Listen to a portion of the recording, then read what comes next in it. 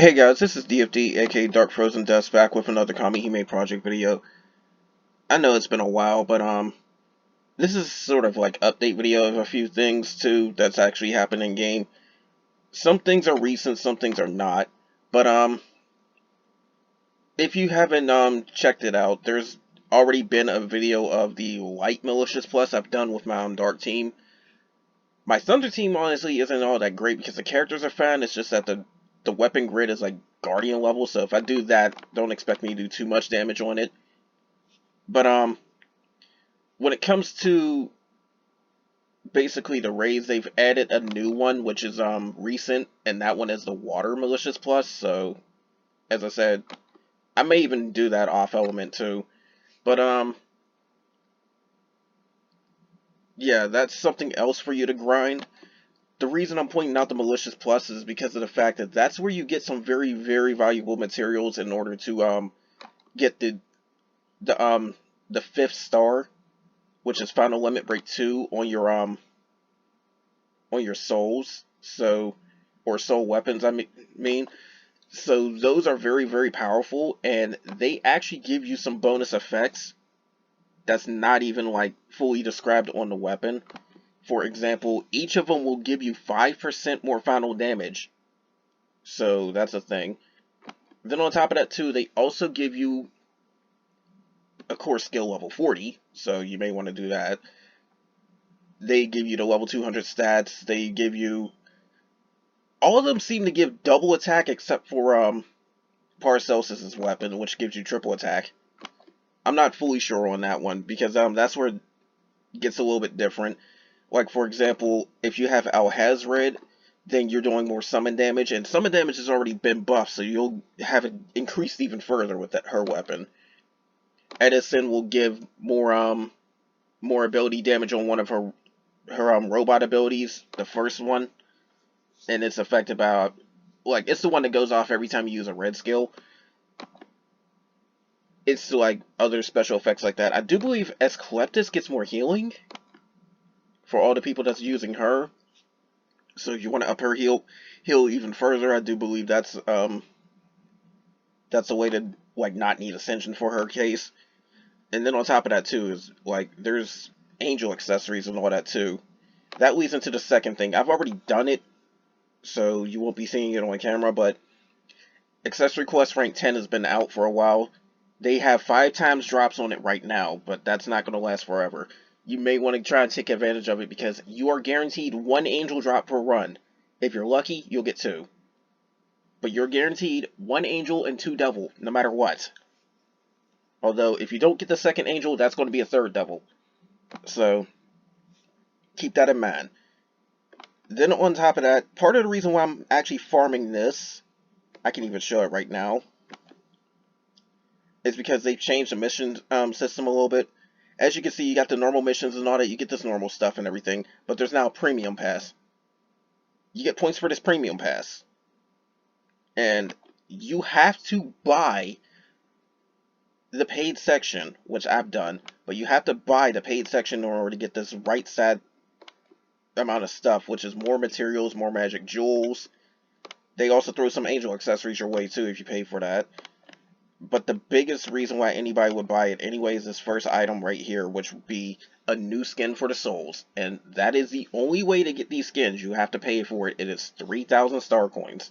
So, if you want more skins for your characters, you got to pay for them. Because as far as I know, there is no more skins that are free, aside from the ones that happen to be in the Epic Quest. And that's, I do believe for Amon and Kushinada from those 2 respective events, Valentine's and something else. I think it was a Halloween event. But there's that. More storylines have been added, expected to be frequently updated. Because it's at chapter 62. It's gonna, I do believe from the Japanese side it's gonna go to 70 before it goes to part 2. But I'm not sure, but there is a storyline part 2, so eventually you will want to do all of that, especially since a new mechanic's gonna pop up later down the line where you have to be in storyline part 2 in order to actually use it, so keep that in mind. Other than that, There's of course events and all that type of stuff too, but right now there's a good handful of stuff.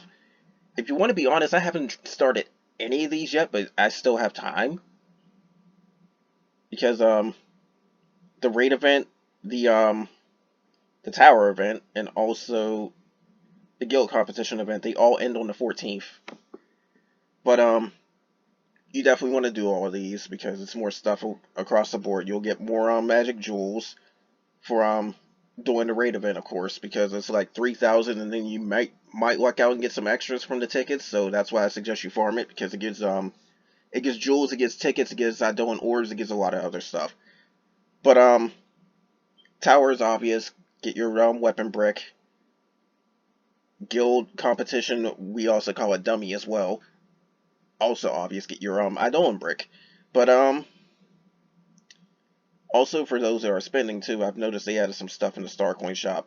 Like they give you these packages right here, but there's some monthly packages they've been adding as well that you may want to pay attention to, because I know I did a 2023 Kamihime ticket and it gave me Bella Bog. I actually did need her, and I felt like my luck was good because I didn't have that many from the year to 2023. So yeah, but the usual stuff too.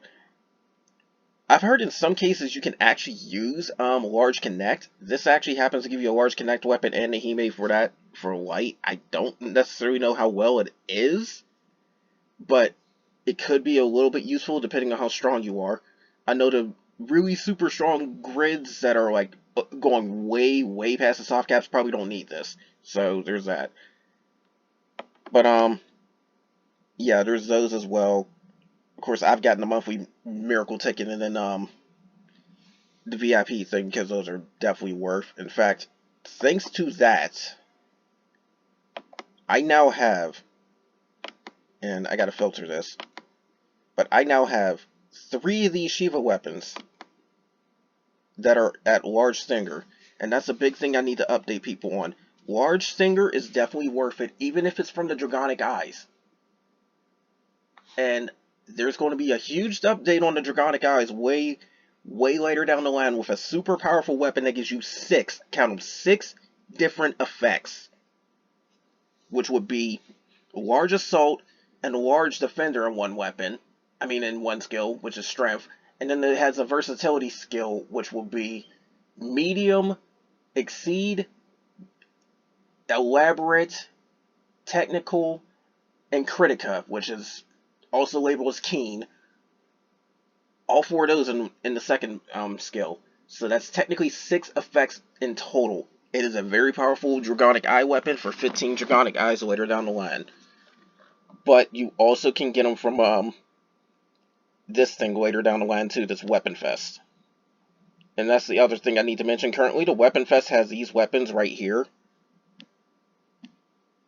which is the large versions of Technica Plus and Exceed Plus. So you may or may not want those. I don't know, because one, it depends on your grid, because you may or may not have enough space for it. Because when it comes to the Technica and the Connect weapon, I mean Technica Plus, the Connect, and even Technica, honestly, but Exceed Plus, they're all like weapons that are, like, may or may not fill in the gaps on your grid. And even then, if you happen to be one of the people that's managed to like really abuse the damage formula, where you have all these different multipliers on your grid, then you may not even need these weapons at all, because they won't give you as much as a boost as, say, a Stinger. So there's that. But Weapon Fest will get a very good updates later down the line, so keep that in mind. And then something else that's going to happen too eventually is going to be the second chance tickets, that I like to call them, for the Gacha. I will show something about that on camera in a different video, so I'll explain it more when I do that. But that's something that's on the Japanese side. That should be coming on our side pretty soon. It will give you a bit more incentive to actually pull on the banners that debut, but me personally, I'm not going to pull on the banners that debut for the most part, because I'm saving up for stuff later down the line. Plus, these characters right now are permanent, so you don't have to go after them. So that's something else to know. But there will be some limited characters down the line, like some collaboration characters that usually don't come back, so you may or may not want to try them try for them immediately. But there's collaboration characters that should be down the line. If we happen to get it, there's a Ikki Tosin collab that has a part 2. But the thing is, we haven't gotten part 1. So there's no guarantee we'll even get either set of Ikki Tosin characters, unfortunately. But I do know there's another Ayakashi collab, but it comes with Legend Clover collabing with them as well. So it's like a 3-way collab. You have a second shot at the previous Ayakashi Rumble characters. I have one of them for Win, and she's actually pretty good. But that gives you 2 for Fire. One is decent for Fire, which is Asuka. The other one is a newer Fire character, which is even better. So that's something to know. But the Legend Clover character, you can kind of pass on her. She's like a cover tank type character for Light. Light has a few of them, and you don't really need it. But then there's also going to be a Sora no Otoshi Mono collab, or Heaven's Lost Property. They have some very powerful characters. You may want to save up for that as well. But there will be some helpful things on the gacha to like help you get. I know at least one of those collabs should have that function, but again, another video on that function when it gets added, or I might just do it on a Japanese account.